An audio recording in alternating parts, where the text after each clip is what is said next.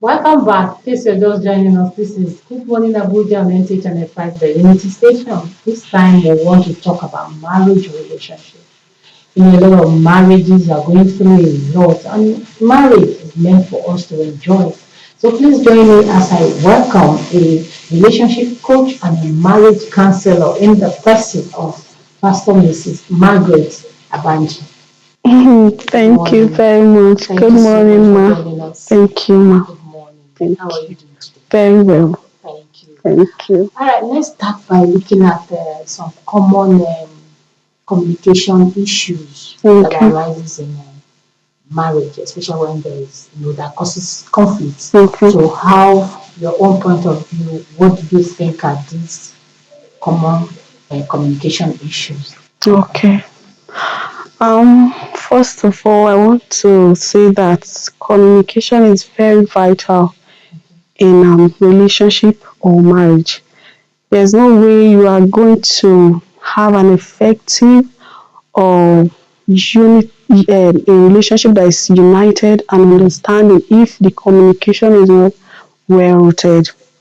So from the beginning, you have to make sure that you understand each other's perspective of communication, because so many persons have different ways in which they understand certain things. So there are ways you say certain things to your spouse or your partner that even if you're angry, there's a way you say something that the person will not explode to. There's a way you say something. Yes. You are actually angry, yes, no doubt. Everybody gets angry, but then there's a way you handle it that things will just escalate. You understand? So someone needs to have this calm spirit Okay. in which you pass your concern or your desires. And then when you have conflict in your relationship or in your marriage, there's a way you handle it too. You don't handle it with malice. That is not understandable. Because I remember when we really got married, my husband did something like that. We just had a misunderstanding and I just kept calm. I didn't mean to do, but to him, he saw it like I was keeping malice with him. And he was like, why would you do that? It's not good. If you're angry, say it out. Just tell me what the issue is, and then we will resolve it. So there's no way malice will solve any relationship issues. So you have to look for ways to make sure that you sort your issues out perfectly and between yourselves. Okay, so let's look at the role of the woman and the role of the man. I don't know whether to say it's common in this Mm. part of the world. Okay. I love Nigeria, where you find out that the responsibility of the man Mm. has been handed over to the woman. These days, you hear that the breadwinner, most times, most homes, 80% of responsibility goes to To the the woman. woman. So, how do we begin to separate the roles and responsibilities? Mm. Okay. Actually, we are children of God. So the Bible says that God made the woman for the man as a helpmate that is suitable for him. So the women are helpmates, they are helpers. That means you, whatever your husband finds doing, you help him out, you assist him.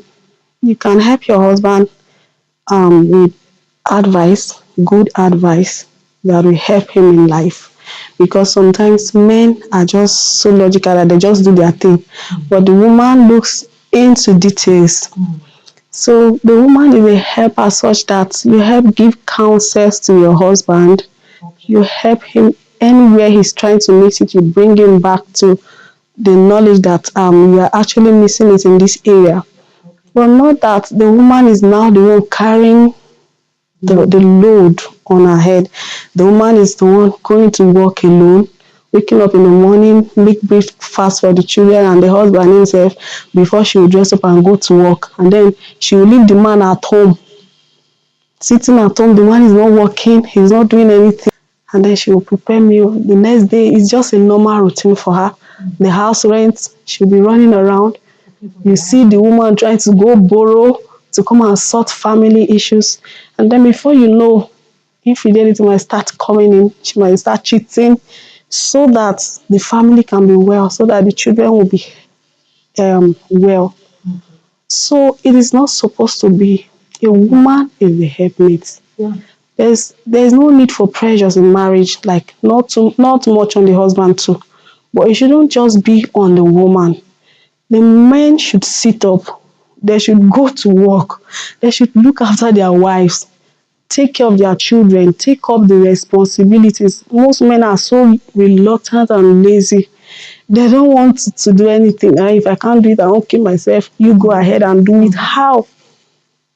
Because they know that she will not abandon her children. Exactly. No woman does that.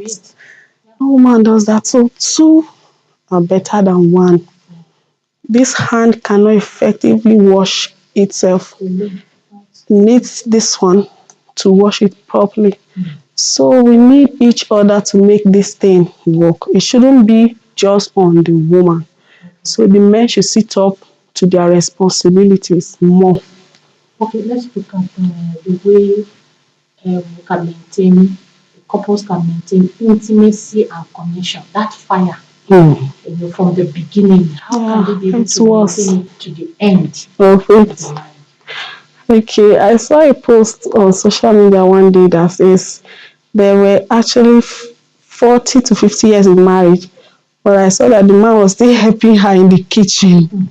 I was like, wow. And I said, wow, God, I like this type. I like this type. Make my own to be like this too. So, from there's still that intimacy. There's still that fire and connection. So, actually from the beginning of the marriage, the man will help you to cook, do several things, gist with you, become your best friend. You go out jogging together, go out on a date together, just hang around, hang out together. But after some months, some years, see that, especially when the children comes, the fire starts going down. But it's not supposed to be like that. Friendship is one thing that holds or sustain the bond of marriage. So the friendship needs to be stable, very stable. So one thing that helps that to go is that you help each other maintain your friendship. You help, it's not just one person alone. You help each other maintain that connection, that friendship, so that the fire doesn't go down, so that children don't come in between you, responsibilities don't come in between you. It is still intact, like how it was from the beginning. As a marriage or a relationship coach, how do you approach couples that have conflicts? How do you help them, to solve the problems? Okay, the Bible says that wisdom is profitable to direct. So when you want to handle relationship matters or marital issues, don't just pop in. Maybe you are a lady counselor, you just go to the woman's side, start challenging. Why did you do this? Don't you know that she's a woman? A woman should also use her head in her home, because even the Bible says that a wise woman is at home. Most times the things you see are not really what you expected. Most of us, the things that we expected when we were going into marriage, were so plenty, unrealistic expectations. So most times it is not what you expect, because we are human beings, so we are working on ourselves to become better for each other. So you don't support one person.